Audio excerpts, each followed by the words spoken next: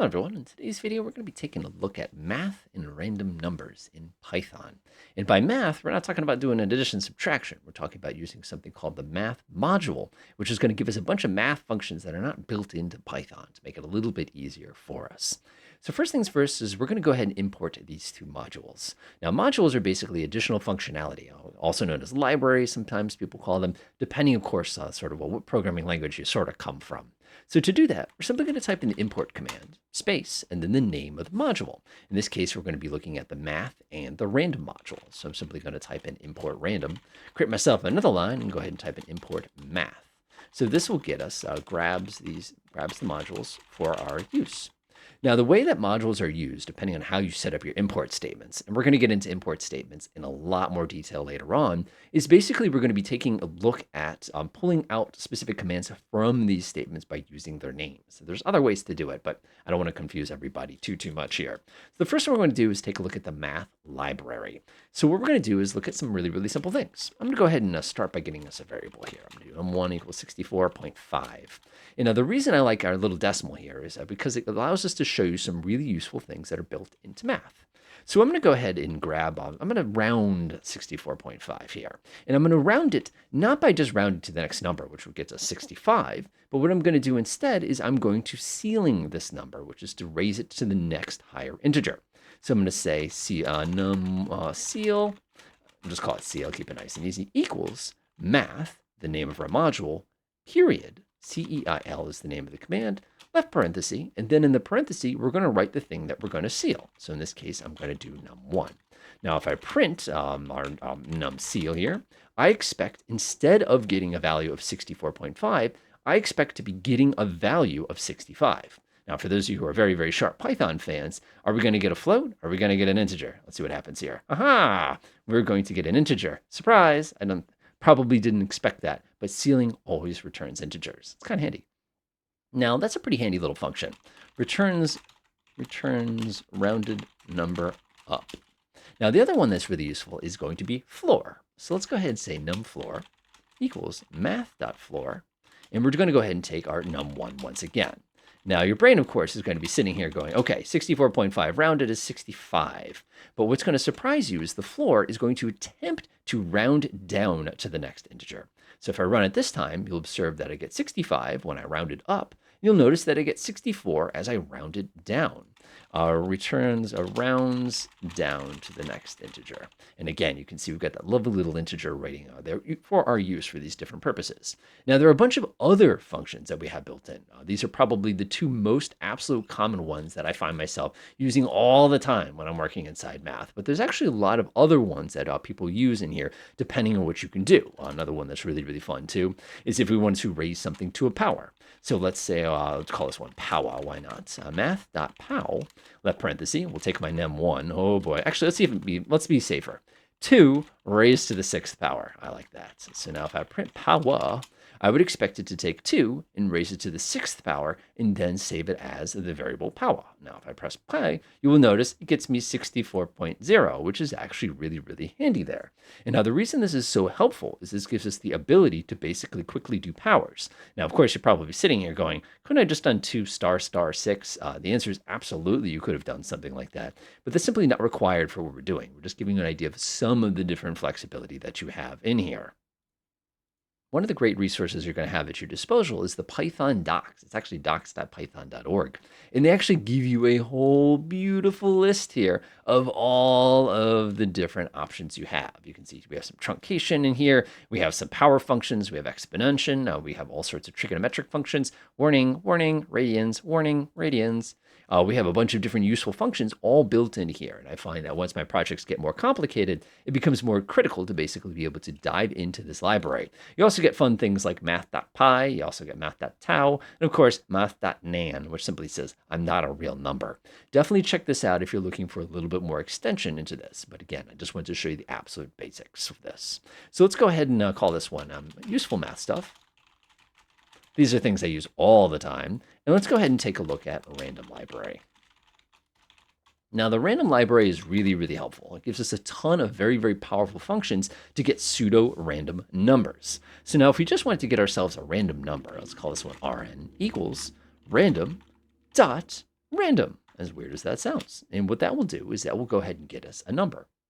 Now, what we have here is we have a couple different random functions. We have this one, which is going to return a random number between basically 0 and 1. This one here, which is going to replace a number between 1 and 10.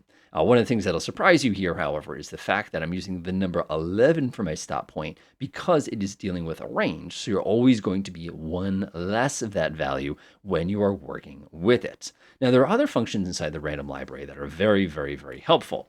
For example, let's say I wanted to do 1 to 10, but I didn't want to have to deal with a silly range thing. I can also do something like this, rand int. And now if I do 1 comma 10, it'll give me a random number between 1 and 10, and it will only give me integers. Now, if I run this code here, you'll see I got 7.2, I got 7.5, I got 6.9, I got 2.2, all those sorts of things very, very consistently, but it will give me the number 10 eventually. Again, it's probability. I got a 1 in 10 shot every single time I press the run button to actually get a value of 10. It's just something that you need to be mindful of. Now, some of the more useful things inside of randoms, other than quickly generating random numbers, is the ability to pick things out of lists. And that's something I really enjoy. So we're going to look at a quick list here. Again, I like to use the same one every time, generally when I'm explaining things, because it's just easy to explain. We'll grab ourselves a list of red, green, and blue, and I want to randomly pick one of these colors. Now, there's a couple different ways to do this, but we're going to go with the laziest way, and that's going to be using the random choice. So I'm going to say color equals random dot choice. And I'm going to go ahead and pass colors, which is going to be our actual colors list here. What this is going to do is it's going to try to reach into that list and grab me a random color. Now, if I press play, you'll see it gave me the color blue. So I'll run it again, blue. I'll run it again. There's my red. So it is indeed grabbing a random choice out of here, which is actually really, really nice. Now, one of the cool thing is you can actually make this choices and actually add how many you want out of the list. And if I run it this time, it's going to explode on me because I always get that part wrong. Now, my mistake here was I didn't explicitly specify K because a random.choices has actually got a lot of the stuff.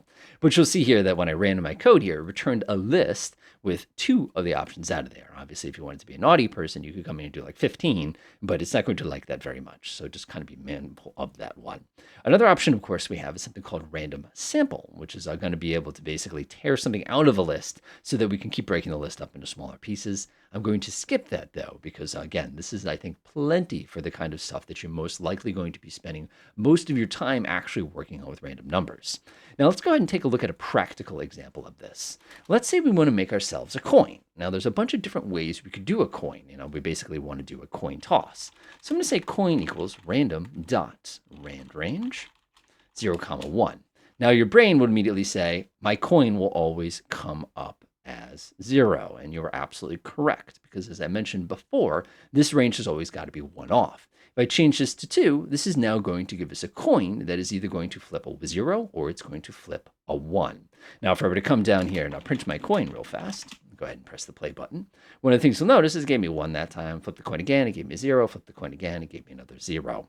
Now, let's experiment with this a little bit more. Perhaps we can make this code a little bit better. So let's create ourselves a list. Sides, heads, tails. Now, if I wanted to, I could modify my coin. Here's your polymorphism again. Coin, we'll call it coin word just to be safer this time. Random. You see where I'm going with this? I'm going to say random dot choice. And I'm going to reach into sides and I'll print choice. Hey, I can see what it did there. I'll fix that in a second. Choice, go to the end here. No, I did that right. Don't, coin word. Haha, nice.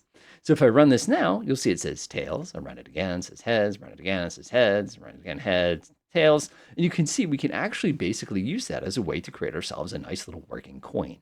Now, there's one more thing we have to take a look at whenever you're dealing with random numbers inside of any programming language, and that's the fact you have to accept the fact that the numbers aren't actually random. There's an algorithm that basically runs behind all of this for the purposes of determining what the next random number is going to be in the massive list of random numbers that you're going to be seeing.